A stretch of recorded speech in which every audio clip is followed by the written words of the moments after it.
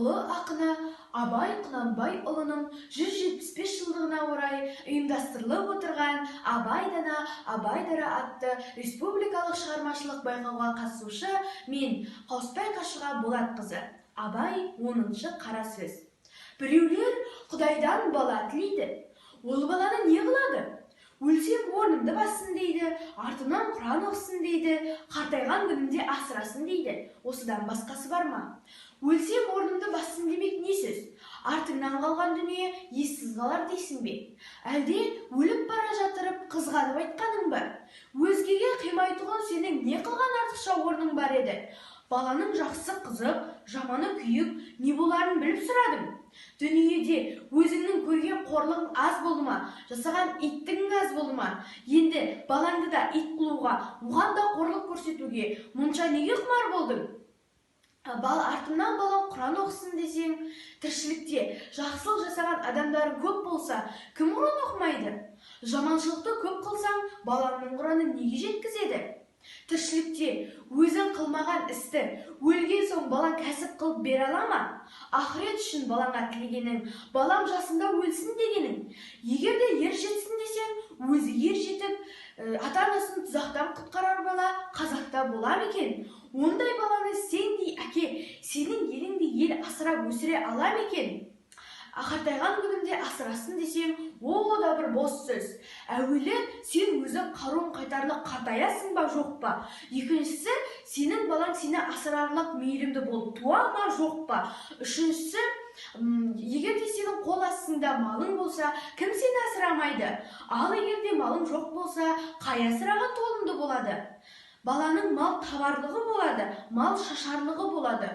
О да екіталай. Хош, Құдай саған бала берді. Сен сол баланың өзіне жақсы қарауды білесің бе? Білмейсің. Әуелі балаңды өзің алдайсың. Әй, анан алып берем, мөне мұнан алып берем деп. Бірақ соңында балаң алдамшы болса, кімнен көресің?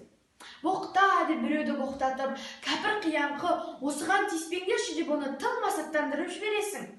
Ал сабақ уақыты басталған кезінде ең арзан молданы іздеп, хат таныса болды деп, қу, сым бол деп, пәленшенің баласы ертең сенің сыртыңнан сатып кетеді деп, жан адамға сендірмей, жат мінез қылып, осы ма сенің берген тәрбиең, осындай баладан қайыр күтесің бе?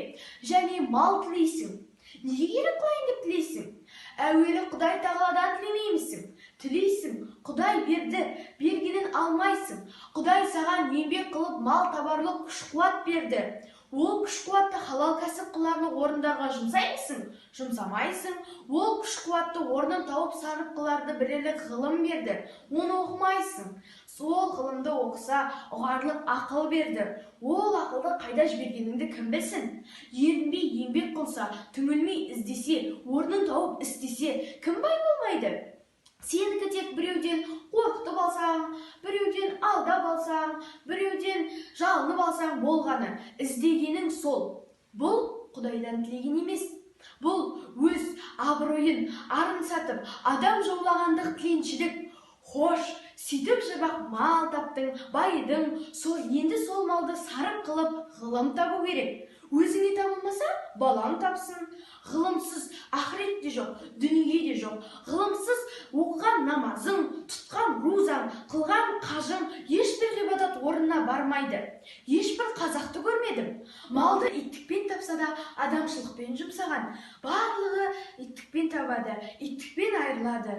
Бейне, күйігі, ызасы осы үшеуінен басқа бойында ештеңке қалмайды.